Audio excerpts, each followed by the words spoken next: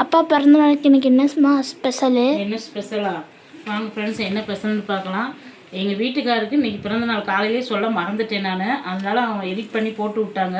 ஆனால் அவருடைய பிறந்த நாளுக்கு லலிதாவில் போய் யோகப்பிரியாவுக்கு இன்றைக்கி ப்ரைஸ் வந்திருக்குது. அவருக்கு எதுவுமே எடுக்கலை, பிறந்தநாள் பரிசாக மகளுக்கு எடுத்துகிட்டு வந்திருக்குறாங்க. அதை பார்த்ததுமே எனக்கு உண்மையிலே இவ்வளோ விலை கொலுசு விற்கிதா, வெள்ளி விலை இவ்வளோ விற்கிதான்னு இன்ன வரைக்கும் அதை பார்த்து ஆச்சரியப்படுறேன். 45,000 சில்லரை வந்திருக்குது கொலுசு. அப்போ நம்மலாம் அப்போ எடுக்கிறப்ப கொலுசு என்ன விலை, 5,000 ரூபாய்க்கு 3,000 ரூபாய்க்கு கொலுசு எடுத்துகிட்டு இருந்தோம். இப்போ பார்த்தா 2 கொலுசு எடுத்துகிட்டு வந்திருக்காங்க. பாப்பாவுக்கு ரஃபீஸ்க்கு ஒன்று போடுறதுக்கு, ஸ்கூலுக்கு எங்கேயும் போட்டுக்கிறதுக்கு. பில்லை பாருங்கள் எப்படி இருக்குன்னு. டிஸ்கவுண்ட் போட்டு 39,000 சில்லரை வந்திருக்கு விலை. அப்போ நமக்கு எவ்வளோ வெள்ளி விலை கூடி போச்சு பாருங்க. இல்லைம்மா, ஒரு ரஃபீஸ்க்கு போடுறது. சரி, இப்போ கொலுசு பார்த்துலாமா? இன்னொன்று ஊருக்கு போனால் எங்கேயாச்சும் போகிறதுக்கு.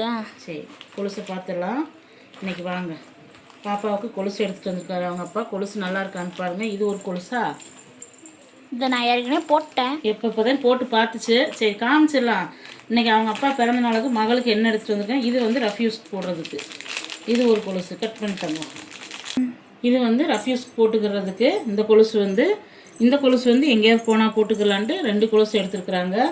சரி, பாப்பாவுக்கு நாங்கள் பிறந்ததுலேருந்து எங்கள் அம்மா மட்டும்தான் எங்கள் அம்மா கொலுசு எடுத்து போட்டிருக்காங்க. இன்ன வரைக்கும் எங்கள் அம்மா எடுத்து போட்ட கொலுசு தான் என் பொண்ணு போட்டிருந்துச்சு. அதனால இந்த தடவை அவங்க அப்பா பிறந்த நாளைக்கு பாப்பாவுக்கு 2 கொலுசு எடுத்துகிட்டு வந்துட்டாங்க. ரொம்ப சந்தோஷமாக இருக்குது எனக்குமேவும்.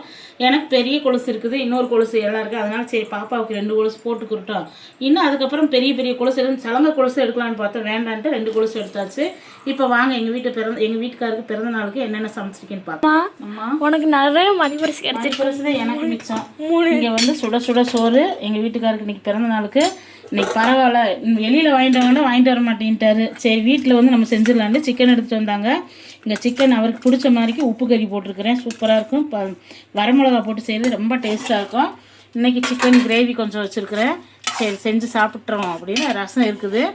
அவ்வளோதான் இன்றைக்கி எங்கள் வீட்டுக்காருக்கு பிறந்த நாளுக்கு நான் செஞ்சு கொடுத்தது.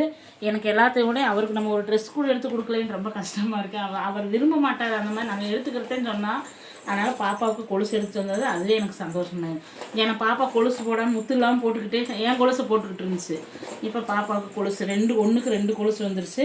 சூப்பராக இருக்குது. ஆனால் கொலுசு விலை 45,000 ரூபா. டிஸ்கவுண்ட் பண்ணி 42,000 சில்லரை போட்டிருக்காங்க. ஜிஎஸ்டி எல்லாமே போட்டு. அவ்வளோதான் ஃப்ரெண்ட்ஸ். நாளைக்கு பார்க்கலாங்களா? எது எடுத்தாலும் நம்மளுடைய சப்ஸ்கிரைபர் உங்கள்கிட்ட, என்னுடைய சொந்தங்கள்கிட்ட நான் கண்டிப்பாக சொல்லணும்.